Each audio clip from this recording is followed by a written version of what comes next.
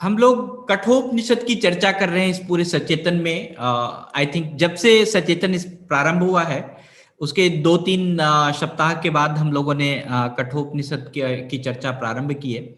कठोपनिषद जो है वह यमराज और नचिकेता का संवाद है, जिसमें हमारे जीवन के बारे में, हमारे ब्रह्म, हमारे आत्मा, हमारा जीवन कैसे सुचारू रूप से चल सकता है, कैसे हम एक परम ब्रह्म को प्राप्त हो सकते हैं, कैसे हम अपने परमेश्वर से मिल सकते हैं, इसके बारे में पूरी चर्चा दी गई है।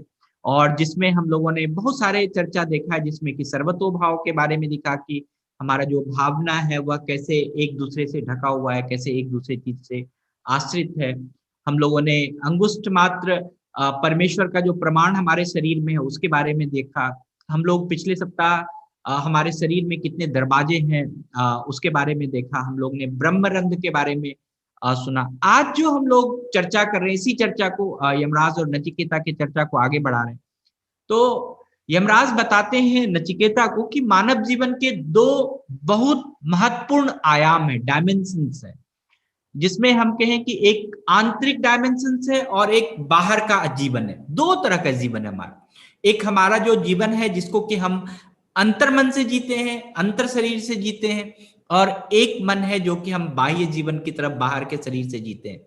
तो जो मानव जीवन का मूल्य है या जो इसके मानदंड है, इसको जो हम समझने की कोशिश करते हैं, वो हमेशा हम अपने शरीर के तत्व से निर्धारित करते हैं कि हमारा शरीर किस तरह से गति कर रहा है, हमारा शरीर किस तरह से काम कर रहा है, हमारा शरीर कितना स्वस्थ है, हमारा शरीर किस तरह से किस इन्वायरमेंट में कैसे एडजस्ट हो रहा है।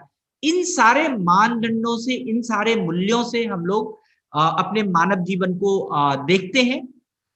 तो मैं अगर कहूं कि यह मनुष्य जो है अगर एक ही स्थान पर बैठा रहे, निष्क्रिय रहे और कुछ नहीं करे, तो क्या होगा? हमारे जीवन का अर्थ शून्य होगा। हम कुछ भी नहीं कर रहे हैं तो कुछ भी हमारे जीवन का कोई अर्थ ही नहीं है। अगर हम शरीर नहीं हिलाएं तो हमारे जीवन का कोई अर्थ नहीं रह सकता। लेकिन अगर मनुष्य कर्मशील है, यज्ञशील है, यज्ञ करता है, काम करता है, तो उसके जीवन में हमेशा कोई ना कोई बदलाव, कोई ना कोई विकास का पहचान जो है वह आपको दिखेगा। तो अगर हम देखें इस दो डायमेंशंस को, जो मानव जीवन के दो डायमेंशंस हैं, बाहर और अंदर, अंदर का दुनिया, उस बाहर और अंदर की दुनिया में हम देखें कि एक दुनिया जो है वह गतिमान है, जिसमें विकास है, जिसमें परिवर्तन है, और एक दुनिया जो है वह स्थिर है। तो अगर हम इस दो डायमेंशंस को और एक तरह से देखें कि जो ये दो आयाम है मनुष्य के जीवन का, वह पहला आयाम है कि नियंत्रण करना या रोकना। मनुष्य बहुत चीजों को नियंत्रित करता है, बहुत चीजों को रोकता है, बहुत चीजों से आप परहेज करते हैं, बहुत चीजों के बारे में नहीं आप कुछ करना चाहते। जैसे मैंने कहा कि अगर आप चाहें तो निष्क्रिय होके बैठे रहे, तो वो भी एक आयाम है एक मानव जीवन का। और अगर आपने नियंत्रण किया कि हम बहुत आगे तक काम करें, तो बहुत आगे और भी आपके जितने काम के लेवल है, जो कर्म का लेवल है, अगर उस नियंत्रण को और बढ़ाएंगे तो आप अच्छे काम कर सकते हैं। हम लोगों ने कल वो भी देखा कि रस्सी पे चलना जो है वह ब्रह्मरंध्र के साथ कैसे जुड़ा हुआ है। तो यूं तो साफ शब्दों में अगर देखा जाए तो हमारा जो दो आयाम है वह इस तरह से है कि हमारा जो जन्म है और हमारी जो मृत्यु है, यही दो महत्वपूर्ण आयाम है। अगर बड़े स्केल में देखें हमारे जीवन का, कि हमारा जीवन में जन्म क्यों हुआ है और हमारी मृत्यु कैसे होगी, हम क्या कर्म करके यहां से मरेंगे, और हमने अगर जन्म लिया है तो हमारा क्या कर्म है, यह जानना बहुत जरूरी है। और इस जन्म और मृत्यु के विस्तार को समझने के लिए, इस जन्म और मृत्यु के विस्तार को बताने के लिए ही नचिकेता और यमराज का जो संवाद है यह बहुत महत्वपूर्ण है। लेकिन आज जिस चीज पे हम लोग बातचीत कर रहे हैं वह है कि व्यक्ति जब जन्म लेता है तो एक गहरी सांस लेता है, वह रोता है, रोने के बाद उसके शरीर में क्या हो जाता है, एक प्राण वायु आ जाती है। और जब मनुष्य मरता है तो क्या होता है, तब भी वह जो सांस है वह छोड़ देता है, उसमें प्राण वायु खत्म हो जाती है।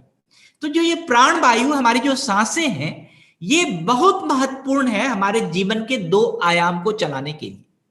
चाहे वो हमारा जो विस्तारवादी, जो हम अगर नियंत्रणवादी बात करें कि हमारे जीवन का नियंत्रण है, वह भी हम प्राणवायु से कर सकते हैं, और हम अपने जीवन का विस्तार करना चाहें तो वह भी कर सकते हैं। हमारा जन्म भी प्राणवायु से है, हमारी मृत्यु भी प्राणवायु से है, हमारा सक्रिय होना भी प्राणवायु से है, हमारा निष्क्रिय होना भी प्राणवायु से है।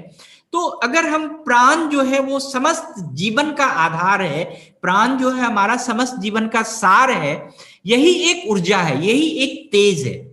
और अगर हम इसको कहें कि अगर ये ऊर्जा है, तेज है, तो यह संपूर्ण विश्व में व्याप्त है, सब जगह व्याप्त है, हर जीव जंतु हर जगह व्याप्त है ये प्राण। यह नहीं कि सिर्फ आप में ही है, आपके आसपास जितने आपके परिवारजन है सब में प्राण व्याप्त है। अगर कोई आप घर में कोई पशु पालते हैं तो उसमें भी प्राण है। अगर आपके आगे आसपास कोई मच्छर घूम रहा है तो उसमें भी प्राण है। तो ये जो प्राण है यही मनुष्य का अस्तित्व है, इसको हमें समझना चाहिए। जब हम सांस लेते हैं, जो श्वास लेते हैं, तो वो क्या होता है, जो भीतर हवा जा रही है, लेकिन यह जो हवा है हमारे शरीर में इतना सारा काम कर रही है, हमारे जीवन में इतना सारा काम कर रही है, तो जरूर इसमें बहुत ही प्रभावशाली गुण होंगे, बहुत ही प्रभावशाली इसकी प्रक्रिया होगी, प्रतिक्रिया होगी। तो बड़े ही साइंटिफिकली, वैज्ञानिक तरीके से भी, आध्यात्मिक तरीके से भी देखा गया कि जो शरीर के भीतर जो है ये हवा जो है, जो भी सांस लेते हैं वो हवा के रूप में पूरे शरीर में गतिशील होती है। मतलब सिर्फ आपके फेफड़े में नहीं है, ये जो सांस लिया है सिर्फ फेफड़े तक नहीं है, वो आपके शरीर से लेके सिर से लेके पैर तक हर जगह कोई भी ऐसा चीज नहीं है जहां पर स्थित नहीं है या स्थिर नहीं है। अगर ये स्थित रह के आपके पूरे शरीर को गतिशील बनाता है, ऊर्जावान बनाता है, तो इसको 5 तरह की इसकी गतिशीलता जो है, हवा की, वायु की जो गतिशीलता है आपके शरीर के अंदर, उसको 5 भागों में बांटा गया है। और यह अगर आप समझ लेते हैं तो आप स्वस्थ होने का, आपके शरीर का स्वस्थ होना, आपके मन का स्वस्थ होना, आप इसको बड़े अच्छे से कंट्रोल कर सकते हैं। अपने जीवन को बड़े अच्छे से योग में, अध्यात्म में, कहीं भी जहां लगाना चाहते हैं वहां आप लगा सकते हैं। ये 5 तरह के जो वायु हैं जो आपके शरीर में, इसको पहला कहते हैं व्यान, फिर कहते हैं समान, फिर कहते हैं अपान, उदान और प्राण। ऐसे आप बैकवर्ड भी बोल सकते हैं, प्राण, उदान, अपान, व्यान, समान, इस तरह से भी बोल सकते हैं, कैसे भी बोल सकते हैं, लेकिन आपको इसकी समझदारी, इसको समझना बहुत जरूरी है। ये जो 5 तरह का जो वायु आपके शरीर में है, ये आपके चेतना का कारण है, आपके जागरूक होने का कारण है, आपकी जो स्मृतियां, जो आपके याददाश्त वो सुरक्षित रहते हैं, वह भी इसी वायु के कारण है। आपका जो पाचन क्रिया अगर सही तरीके से चलता है तो वह इसी वायु के कारण से है। आपके हृदय से अगर पूरे शरीर में रक्त प्रवाह हो रहा है तो भी यही वायु है।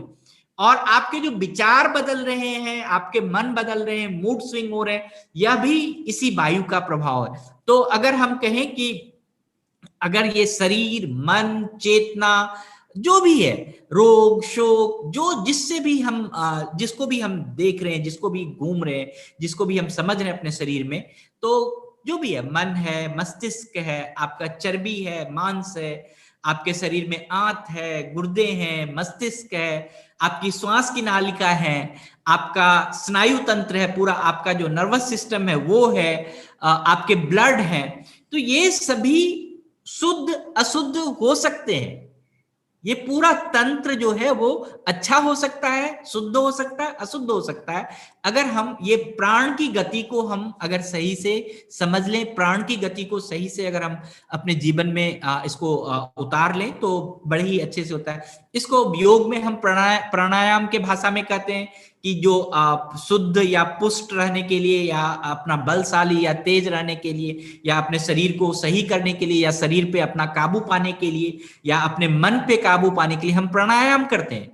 तो प्राणायाम भी ये श्वास की प्रक्रिया है, सांस लेने और छोड़ने की प्रक्रिया है। इसमें अगर हम कहते हैं कि व्यान, मैं एक एक करके 5 का, आज तो समय थोड़ा कम है, तो व्यान के बारे में मैं इसका अर्थ आपको बताता हूं कि जो आपकी मांसपेशी है, जो भी एनर्जी है, फैट है, चर्बी है आपके शरीर में, उसमें व्यान वायु होता है।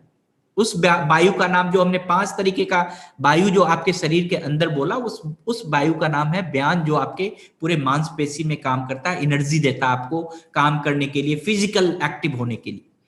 अगर हम इसमें देखें कि समान वायु जो है, वो समान वायु नामक जो है आपके हड्डी में आपको संतुलन बनाती है, बैलेंस करती है। आप जैसे चल रहे हैं, फिर रहे हैं, जो भी कर रहे हैं, आपका जो पूरा एक स्ट्रक्चर खड़ा है, वो समान वायु के कारण आपका स्ट्रक्चर खड़ा है। वो जो आप सांस लिए हैं, वो हड्डी में भी पहुंचा है वो सांस, और वह सांस आपको स्ट्रक्चरली आपको बड़े ही बैलेंस करके चलता है। और इसी तरह से अगर हम देखें कि जो अपान वायु है, अपान वायु का अर्थ है नीचे की तरफ जाने वाला वायु, शरीर के नीचे के तरफ जो होता है, जो आपका नाभि से नीचे के पार्ट में जो भी वायु है, उसको कहते हैं अपान वायु, जिससे कि आप मल मूत्र वीर्य ये सब त्याग करते हैं, वो सारा आपके अपान वायु से है। और उदान वायु का अर्थ है जो आपको ऊपर की तरफ ले जा रहा है, आपके हृदय में जो पेट के ऊपर, नाभि के ऊपर जितने भी वायु हैं, वो आपके उदान वायु हैं। और फिर आपके जो है प्राण वायु बहुत ही महत्वपूर्ण है, जिसको कि हम प्राण कहते हैं, सांस कहते हैं, जीवन कहते हैं। और ये पूरे शरीर को हलचल बनाती है, पूरे शरीर में एक्टिवली इसको आपको एक्टिव करके रखती है। और यह पूरे आपके ब्लड में ज्यादा होता है। ये आप देखे होंगे, आप अगर विज्ञान पढ़े होंगे थोड़ा सा भी, कि आपके हृदय से जो ब्लड सर्कुलेट होता है उसमें ऑक्सीजन होता है, और पूरे शरीर में जब तक ऑक्सीजन नहीं हो तो फिर तब तक आप काम नहीं कर सकते। तो ये जो प्राण की गति है, प्राण की जो गति है, वह भी ब्रह्म है, वह भी ईश्वर है, या इसमें भी ईश्वर का निवास है। इसमें भी हमें ईश्वर को ढूंढना चाहिए। हम लोग इसको और आगे करेंगे, जैसे मैं आपको कहता हूं ध्यान के समय में कि आप जो है कि 3 प्रक्रिया कीजिए सांस लेने की।